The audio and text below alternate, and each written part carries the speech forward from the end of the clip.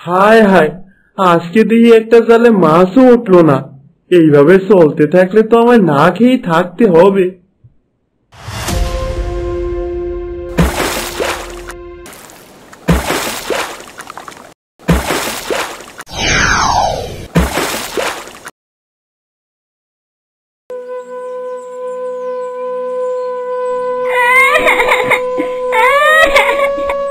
আমার ছেলে, আমার ছেলের কিছু হয়নি তো? আমার ছেলে বেঁচে আছে তো? জি বেগম সাহেবা, আপনার ছেলের কিচ্ছু হয়নি। একটু বিশ্রাম নিলেই সব ঠিক হইয়া যাইব। তোমাকে যে কি বলে ধন্যবাদ দিব জেলে, তোমার জন্য আজ আমার ছেলের প্রাণটা রক্ষা পেল। না গো জমিদার মশাই, সবই আল্লাহর ইচ্ছা। আল্লাহ চেয়েছে বলেই আপনার ছেলে আজ বেঁচে ফিরলো। তা তুমি ভুল বলনি। আচ্ছা, তুমি আমার কাছে কি চাও বলো, তুমি যা চাইবে আমি তোমায় তাই দেব। আমার কিছু লাগতো না জমিদার মশাই, আপনার ছেলে ঠিক আছে তাতেই আমি খুশি। না বললে কি হবে? আচ্ছা, তুমি তো মাছ ধরো, আমার 7টা পুকুর আছে, তাতে অনেক মাছও আছে। তুমি সেই সব পুকুর থেকে মাছ ধরে বাজারে বিক্রি করে লাভটা তুমি রেখে আসল টাকাটা আমায় দিয়ে দিও। এতে তোমারও উপকার হবে আর আমারও কোনো ক্ষতি হলো না। কি বলো তুমি? আপনার যেমন ইচ্ছা জমিদার মশাই। আচ্ছা ঠিক আছে, ঠিক আছে, এখন থেকে তুমি আমার পুকুরে মাছ ধরো, কেমন? আমি তাহলে এখন বাড়ি যাই। আচ্ছা ঠিক আছে জমিদার মশাই, যান বাড়িতে যান।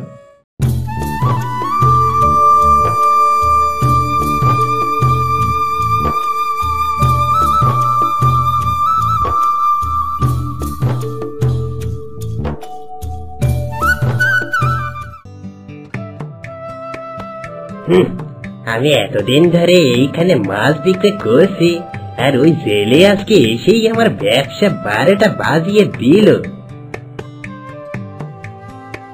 ও ভাই, আমার কাছে খুব তরতাজা মাছ আছে, নিয়ে যাও। দিব নাকি 1 কেজি? না না না না, তোমার থেকে মাছ নিব না। তোমার মাছ একটু ভালো না। তুমি 4-5 দিনের মাছ তাজা বলে ধরিয়ে দাও। এই গত পরশু আমাকে 1 কেজি মাছ তাজা বলে ধরিয়ে দিলে। পরে বাড়িতে গিয়ে দেখি মাছ একদম নরম আর খুব দুর্গন্ধ। ওই মাছ আর আমি খেতে পারিনি। এই নতুন জেলের মাছ অনেক ভালো, টাটকাও বটে, খেতে পারি সুস্বাদু। আমি তার থেকে মাছ নিব।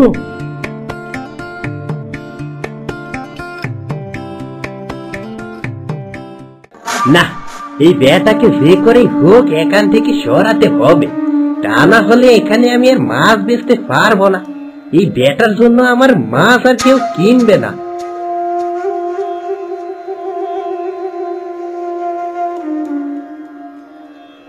কি হে বাবু, তুমি কি মাছ বেচার জন্য আর কোনো জায়গা খুঁজে পাওনি? ঠিক আমার পাশে এসে তোমার বসতে হলো।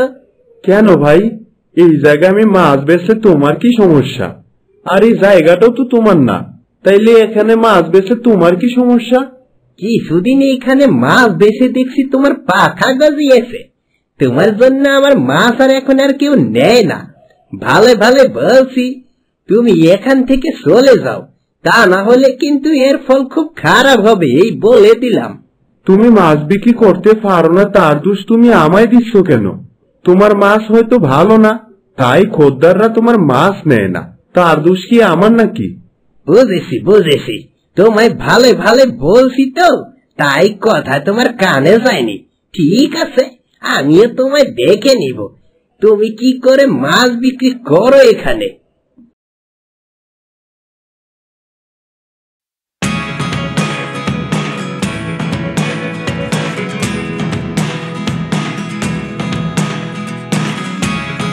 Never really know what's going on.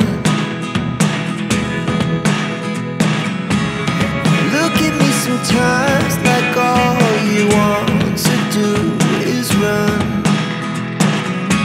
Hear me out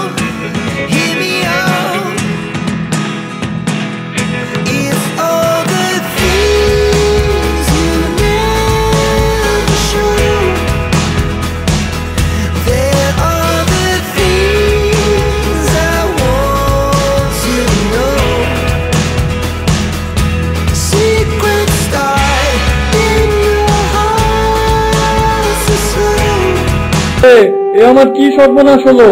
নিশ্চয়ই পুকুরে কেউ বিষ দিয়েছে, তা না হলে এমনটা হবার কথা না। এই জেলে, তুই সত্যি করে বল, এই কাজ তুই করিসনি তো? এ কি বলছেন জমিদার মশাই? আপনি আমারে এই পুকুরে মাছ ধরার অনুমতি দিছেন, আমি কেন আপনার পুকুরে বিষ দিতে যাব? তুই কেন করবি তা আমি কি করে জানবো? তুই এই পুকুরে মাছ ধরার আগে তো কখনো এরকম হয়নি, তাহলে এখন কি করে হলো বল? জমিদার মশাই বিশ্বাস করুন, এই কাজ আমি করিনি। হয়েছে, চুপ থাক। তুই আর কখনো আমার পুকুরে মাছ ধরা তো দূরের কথা, আমার পুকুরের তীর সীমানায় আসবি না। যা, আমার চোখের সামনে থেকে দূর হ তুই। তুই যদি আমার ছেলের প্রাণ না বাঁচাতি, তাহলে আর চাপটে তোর পিঠের চামড়া আমি তুলে নিতাম।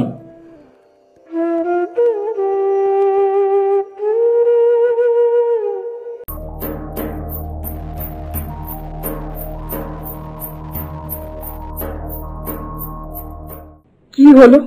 এই জেলে যে আজ মাছ নিয়ে বসলো না, ওইদিকে বউকে বলে এসেছি আজ বড় একটা তাজা মাছ নিয়ে যাব। এখন কি যে করি? ওই তো, ওই মাছওয়ালাকে জিজ্ঞেস করে দেখি।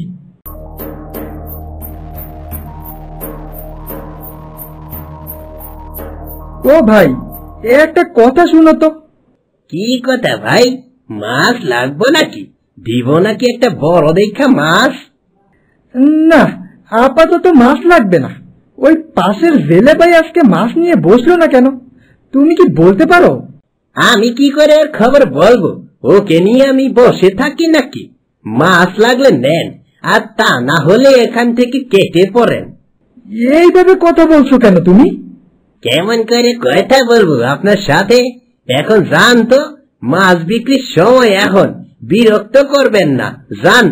বুঝেছি, এই বেটা ওই জেলে ভাইয়ের কোনো খোঁজই দিবে না। আচ্ছা, জেলে ভাইয়ের বাড়িতে যেয়ে দেখি কি হলো তার।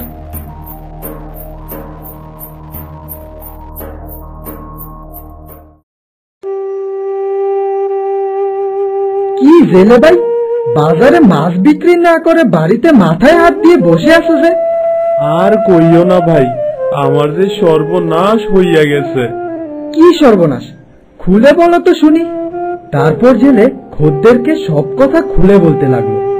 সব শুনে খদ্দের বলল, আচ্ছা এই ব্যাপার, আমি সব বুঝেছি এই কাজ কার। তুমি সত্যি বুঝতে পারছো ভাই, এই কাজ কে করছে? হ্যাঁ, এই কাজ ওই তোমার পাশের মাছ বিক্রেতা কালিয়ার কাজ। আমি যখন তোমার কাছ থেকে মাছ কিনতে যেতাম, তখনই দেখতাম ওই বেটা তোমার দিকে কুনজরে তাকাচ্ছে। ও ভাই, ওই কালিয়া আমারে হুমকি দিছিল আমাকে দেখা নিব। আমাকে কালিয়া সেখানে মাছ বিক্রি করতে নিষেধ করেছিল, কিন্তু আমি তার কোনো কথাই শুনিনি, তাই হয়তো সে এই কাজ করছে। সবই বুঝলাম, কিন্তু প্রমাণ ছাড়া তো তাকে হাতে নাতে ধরা যাবে না। তাহলে এখন আমি কি করবো ভাই?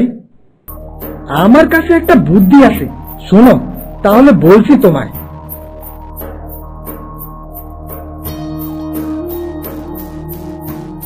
কি, যেভাবে বলেছি ঠিক সেভাবে করতে পারবে তো? পারমু মানে? আমাকে পারতেই হইব।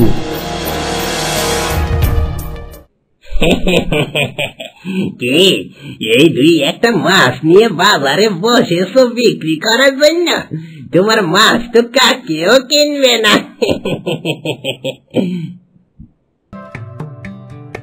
ও জেলে ভাই শোনো, জমিদার মশাই তোমাকে মাফ করে দিয়েছে। এখন থেকে জমিদার মশাই 3 নাম্বার পুকুরে তোমাকে মাছ ধরে বিক্রি করতে বলেছে। তোকে মাছ ধরাচ্ছি, দাঁড়া। ওই 3 নম্বর পুকুরে মাছের 12টা আমি বাজিয়ে দিব।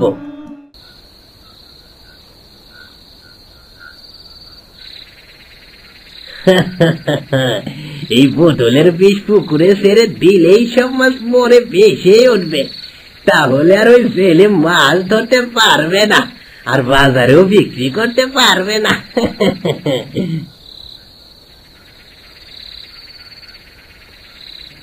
দেখলেন তো জমিদার মশাই, এই কাজ কালিয়া বেটা, জেলে ভাইয়ের কোনো দোষ নেই। তা তো নিজের চোখেই দেখতে পেলাম। তবে রে বেটা, তুই আমার পুকুরে বিষ দিয়ে সব মাছ মেরে ফেলেছিস। আজ তোর একদিন কি আমার একদিন। ওয়া মা রে, মরে গেলাম। আমারে মাফ করে দে জমিদার মশাই, এই কাজ আর আমি কোনোদিন করবো না। আমারে ছেড়ে দিন। ওয়া বাবা, ওয়া মারে, মরে গেলাম রে।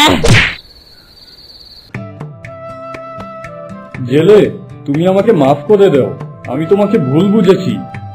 না না জমিদার মশাই, ওইভাবে বলবেন না। আপনার পুকুরে অতগুলা মাছ মরা দেখে আপনার মাথা ঠিক ছিল না, তাই হয়তো দুই এক কথা কইছেন। তা আমি আপনার কথায় কিছু মনে করিনি। শুনো, আমার যেই কয়টা পুকুর আছে তুমি সব কয়টা থেকে মাছ ধরে বাজারে বিক্রি করবে, আর তোমায় কেউ কিছু বললে তুমি আমায় বলবে, কেমন? সবই আপনার কৃপা জমিদার মশাই। আচ্ছা জেলে ভাই, এইবার পুকুর থেকে আমার জন্য একটা বড় মাছ ধরে দাও দেখিনি, বউ যে খেতে চেয়েছিল।